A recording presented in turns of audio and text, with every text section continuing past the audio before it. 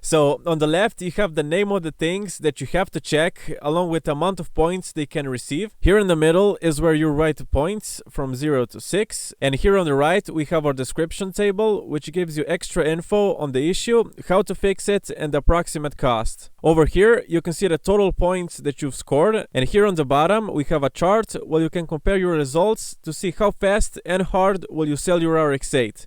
The results also depends on your location and car market.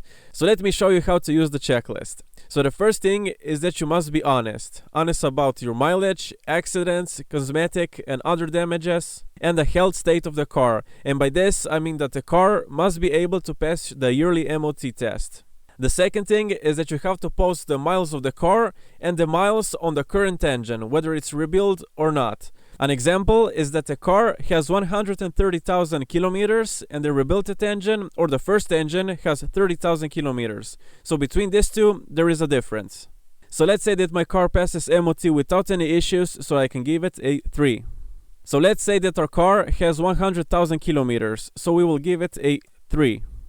The next thing is that you must have proof that your engine was rebuilt. If it wasn't, it's okay, you can give it 3 points. If it was rebuilt, you must have a document or it must be written in your service book at how many kilometers was it rebuilt and by who. So let's say that my engine was rebuilt and I have proof in my service book, so I can put a number 3.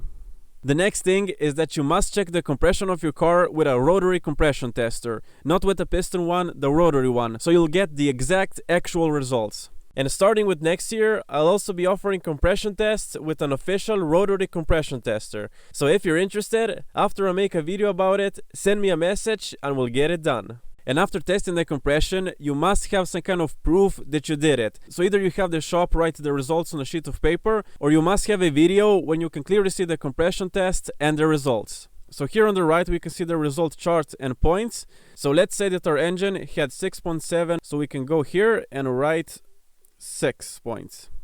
Next, we can move to the ignition of the car, whether it's cold or hot. So in this part, spark plugs, coils, wires, and starter motor play a very important role.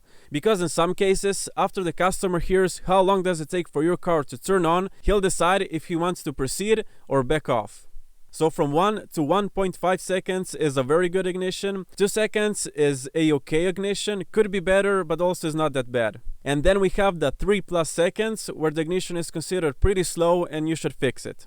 The next thing is that you want your car to smoothly rev to 9,000 RPM without hesitation. So if the car hesitates or loses power during acceleration, you could have a bad ignition system. This is usually the first thing that you go and check, your spark plugs, coils, and wires. And if after you change those, it persists, it could be a carbonized SSV or also low compression. Anyway, the cost to fix this should be around $200. The next thing is a shaking idle. Now this could be caused by low compression, a clogged cat, or worn out engine mounts. So if the compression of your car is okay, this is usually an easy fix, either it's the cat or the engine mounts, and the cost should be around 100 to 300 euros to fix it. Moving on to white or blue smoke that doesn't go away. So if your car was stationary for some time, it's normal for when you start it up to have some white smoke, but it usually goes away. If the smoke does not go away, you may have an issue. It could be a coolant leak or bad oil rings, and these repairs can get quite expensive. So if you can't afford to fix it,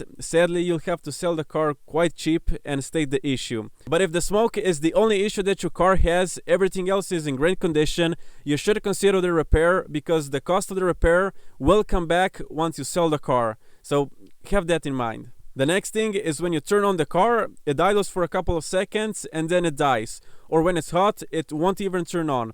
Now this issue could be caused by a low compression, so I suggest you check the compression to see if this is the issue. And if the results show that your compression is too low, either rebuild the engine or sell it for less money, stating that it needs a rebuild. Because some people are specifically looking for engines that need a rebuild. So there's a market also for that, so bear that in mind. Next up, if your car is misfiring, you want to check what's causing it and fix the issue. You can do so by clicking on this link right here, which will take you to a site that will guide you through a step-by-step process on how to diagnose it and how to fix it. Next up, you want to find the source and fix any oil leaks or exhaust leaks. If the oil leak isn't coming from the engine, it's not usually that serious. If it's coming from the engine, find the source and fix it as soon as possible. Also, make sure that the catalytic converter can pass emissions. If you need to replace the cat, you can either buy the OEM one, which is 1,400 euros, or you can buy one from eBay for 300 euros. It's up to you. I have the one from eBay, and it's going to be the 3rd year, and it's still working great. The next thing is that you want to replace your foggy and drilled taillights that have condensation in them and look quite bad when you see them. And you also want to clear and clean yellowed headlights. So if you have to replace your taillights, the first thing is to find a pair with a good gasket and replace them. And they will make an insane difference in the way the exterior of the car looks. So it's definitely a fix worth doing. Next up, pop up your engine hood and listen for any strange noises coming from the engine bay. Here on the right, you have some examples of noises that you usually hear under the hood, so click on this link and find out how the noise sounds and how to fix it. Next, you want to make sure to fix a broken armrest and other plastics and metal covers around the car. So you don't want anything hanging down, missing, or that it's badly damaged. So fix it or replace it because this adds value to the car.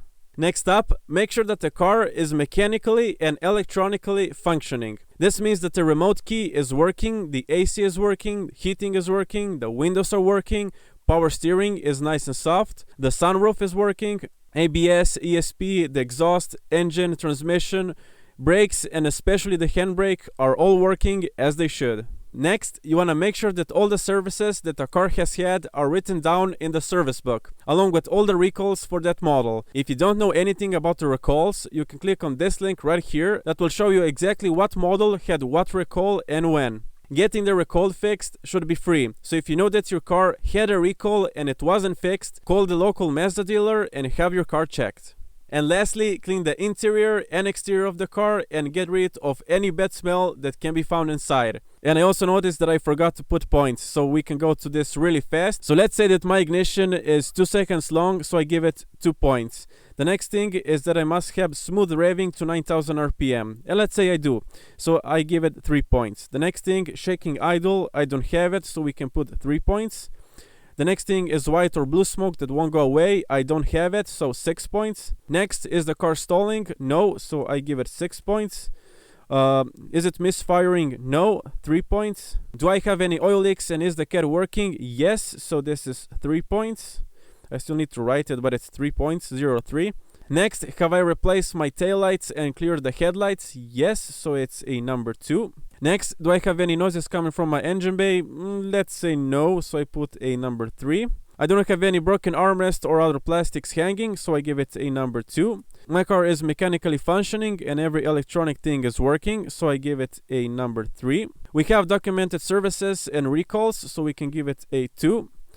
And my car is clean and doesn't smell like dog, so we can give it a 1. So we've scored 51 and we go into the category of fast and easy sell. So based on these results, the car should be easy to sell and in a relatively short amount of time. So download the checklist and see how much your car would score if you'd had to sell it. The link will be in the description. So if you guys like this video, give it a big thumbs up and also hit the subscribe button so you won't miss out on new Rx8 videos.